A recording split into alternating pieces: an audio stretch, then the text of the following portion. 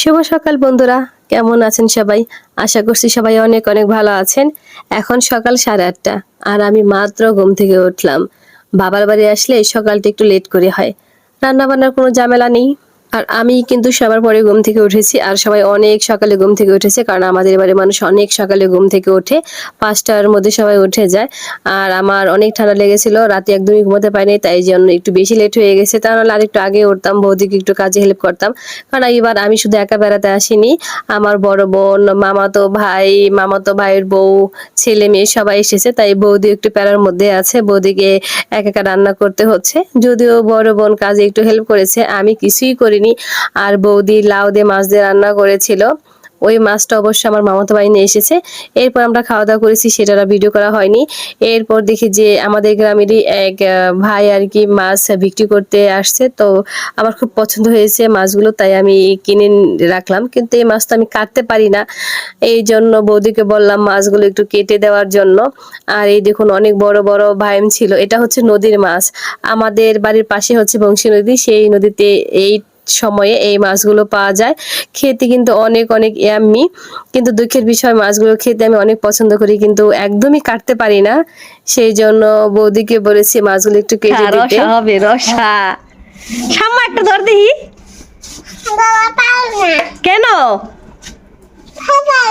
আমার ভাতিজি মাছ দেখলে অনেক খুশি হয়, কিন্তু এই মাছগুলো দেখে সে একটু ভয় পাচ্ছিল, যেহেতু বাইম মাছ অনেকটাই সাপের মতো। কিন্তু আমি তাকে বললাম যে আমাকে কয়েকটা মাছ কেটে দাও, আমি তো অনেক ভয় পাই। এই জন্য দেখি সেও বহিদার নিয়ে চলে আসছে মাছ কাটার জন্য। সে এমনই করে, বাড়িতে মাছ আনলেই সে মানে কাটতে চলে আসে, পারে না, কিন্তু সে এটাকে অনেক এনজয় করে। তুমি মাছ কাটতে পারবা? কেমনে? ওরে বাবা, আমি তো ভয় পাই, তুমি কেমনে কাটবা? ওরে বাবা, না না না, তোমার কামড় দিবে। তাই? এখানে 4 কেজি মাছ ছিল, বৌদি একা কাটতে গেলে অনেক সময় লেগে যেত। তাই পাশের বাড়ি এক বৌদি আর বড় মাকে বললাম কয়েকটা মাছ কেটে দেওয়ার জন্য। বড় মা তো অনেক ভালো মাছ কাটতে পারে, ছোটবেলায় দেখেছি বড় মা এরকম 4-5 কেজি মাছ একা কেটে ফেলতো। আর আমি তো মাছ কাটতে পারি না, তাই এখানে আমি আলু, পেঁয়াজ, আদা, রসুন ছিলতেছিলাম। যেহেতু বাড়িতে আজকে মুরগির মাংস আর পিঠা বানানো হবে, ভাবলাম যে এইটুকু কাজই করি, বৌদিকে হেল্প করি, যেহেতু অন্য কিছু করতে পারি না। এরপর বৌদি মাছ টাছ কেটে ধুয়ে ফ্রিজে রেখে রান্না করতে চলে আসলো। তো আজকে আমাদের বাড়িতে মুরগির মাংস আর পিঠা বানানো হবে।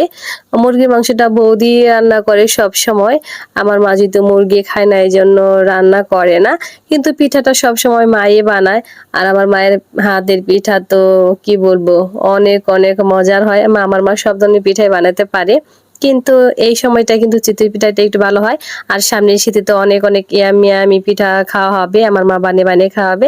যাক, আজকের ভিডিওটা এখানে শেষ করবো। সবাই অনেক অনেক ভালো থাকবেন। আমার ভিডিওটা যদি ভালো লেগে থাকে অবশ্যই লাইক, কমেন্ট এবং শেয়ার করবেন। Bye bye, tata.